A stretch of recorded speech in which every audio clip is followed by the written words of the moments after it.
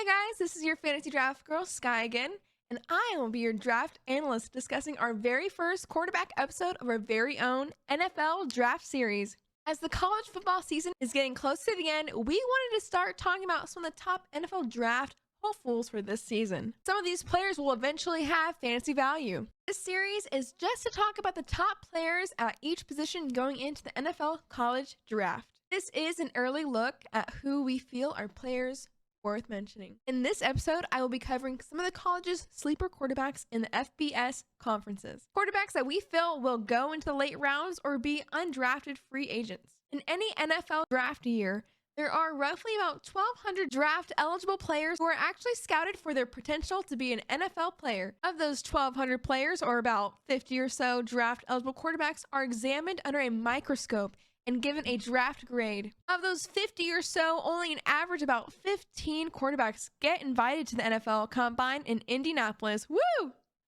That's where I am. Then only about 15 or 16 or so quarterbacks get drafted in the 7th round NFL draft. Then after the draft, on average, about 15 or 16 more quarterbacks get offered free agent contracts or just invited to rookie camps unsigned as tryout players. So those 50 or more quarterback hopefuls, only about 30 in the draft class on average make it to rookie camp or mini camp. So who could be this year's Tom Brady, Kurt Warner, Tony Romo, or Brock Purdy? In no particular order, here are 5 late round or undrafted quarterback sleepers in the FBS. It is very early in the pre-draft process for these players, so a lot can change. From the University of Central Florida, we have John Rhys Plumlee. He is 6 foot, 200 pounds coming off of a knee injury, an excellent runner, RPO quarterback, a very good intermediate thrower. He can create on the run and still throw with accuracy, and he can also play wide receiver, so he's very versatile offensive weapon. Could be one of the fastest quarterbacks in the draft, and he incorporates different types of releases and arm angles to effectively get the ball to the receiver. Top baseball prospect as well. Solid intangibles and great athlete. He does need some work on some throwing mechanics, and he needs to show that he can make the deeper throws with more consistency and accuracy. Not a pocket passer for sure, but he tries to test his arm against the zone coverage and hit a tight window. This can get him into some trouble. He projects to be a priority free agent player after the draft. Next, from Kansas State University, we have Will Howard.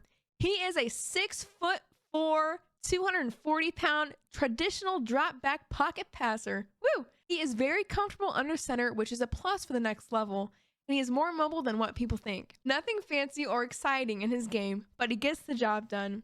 He has a strong arm and can throw deep. However, he does throw over his receiver a lot. He's not much of a threat to run with the ball or be an effective RPO quarterback. He does tend to wait too long before throwing the ball to open receivers. His accuracy is about average, and he can surprise in the pre-draft process through, and his stock will rise. But right now, he's projected to be a priority free agent out of the draft. One state that is underrated and surprisingly producing NFL quarterbacks is the state of Hawaii. Currently active in the NFL, there is Marcus Mariota on the Eagles and Tua on the Dolphins. Now coming from the state of Hawaii is another talented college single caller, Tua Tagovailoa from the University of Maryland, who is the younger brother of Tua. Tua is from Hawaii, but he also went to high school in Alabama.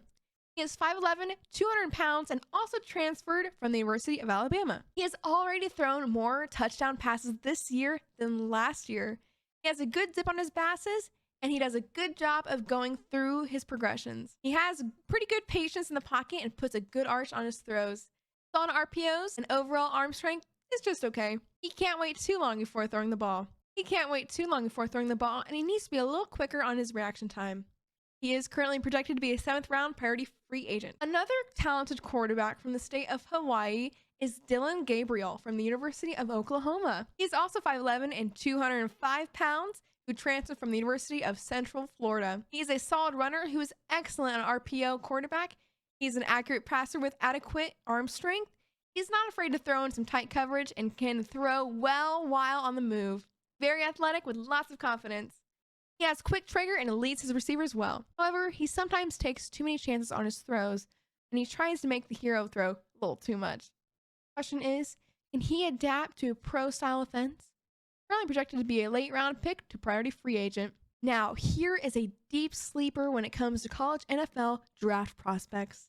6 foot, 200-pound Jordan McLeod from James Madison University. The team is currently undefeated and ranked in the top 25 in the nation.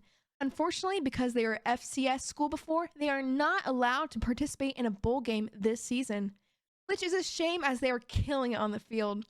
And the leader of that team is Jordan McLeod, who is probably one of the best quarterbacks in the nation that hardly gets any publicity.